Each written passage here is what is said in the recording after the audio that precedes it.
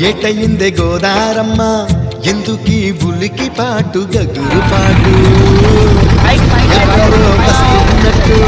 ఎదురు చూస్తున్నది గట్టు ఏమైనట్టు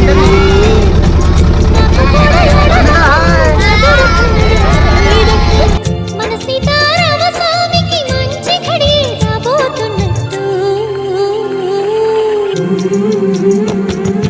హోలేసా